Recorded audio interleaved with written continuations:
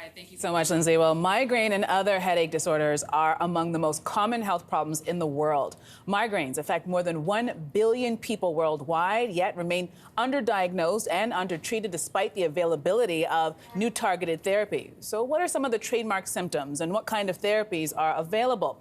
Well, Dr. Christine Lay is a neurologist and the founding director of the headache program at the University of Toronto. And Dr. Lay joins us this morning. Good to see you this morning. Good morning, Andrea. Nice to see you. All right, so let's start with the basics of breaking down the definition of what is a migraine and how is it different from just a regular headache? So it's a great question. So everyone has heard about headaches, and tension headache is probably the most common headache that we see worldwide. But as you mentioned, migraine impacts 1 billion people worldwide. And migraine is not simply just a headache, it's a brain disease. We've learned that through scientific discovery in recent years. It's incredibly disabling. There's a lot of stigma associated with it because it's an invisible disease. You can't look at someone and tell that they're having a migraine attack. So there's a lot of work to be done. As you said, it's underdiagnosed, it's misdiagnosed. People think they have tension headache, sinus headache. So we have a lot of work to do. Yeah, and as you mentioned, the problem is the symptoms of a migraine can be masqueraded as other things. So what are some of the trademark symptoms of a migraine? So a migraine, the most commonly recognized symptom, of course, is the headache.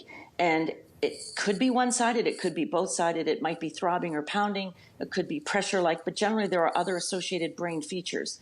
So patients will tell us about intolerance to light, sound, to smell. They lose their appetite. They're feeling nauseated. Sometimes they're even vomiting. But in addition to that, there are other brain features such as sometimes tingling, loss of balance, feeling dizzy, trouble concentrating, cognitive fog. So you can see how it's not simply just a headache, and it can be very disabling. And it is the leading cause of work-related disability in individuals aged 15 to 49. Wow. And so which are our peak productive years. So if you're experiencing some or all of those symptoms, when should you see a doctor?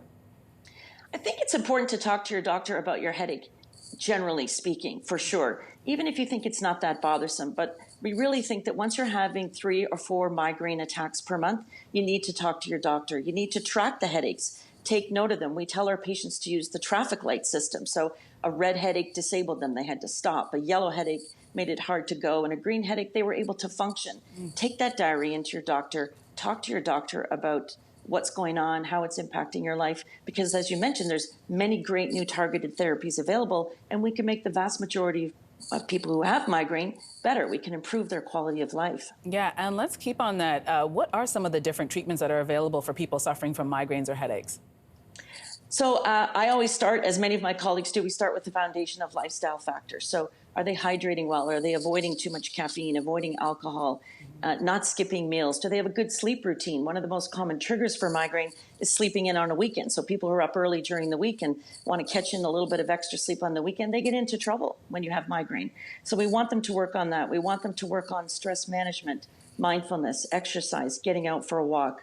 There are many vitamin therapies which can be effective, and a lot of patients don't want to take pharmacologic treatments, so we might include that. But we definitely, for the vast majority of people, we do look at 2 different kinds of therapy. One is acute therapy. I'm having a very bad migraine attack. How do I turn off that individual attack? And the other aspect of treatment is prevention.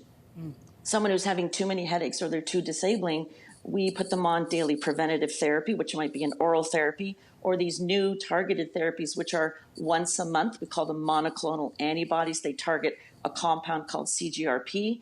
And of course, for many decades now, we've also been using onabotulinum toxin, Botox, to treat chronic migraine.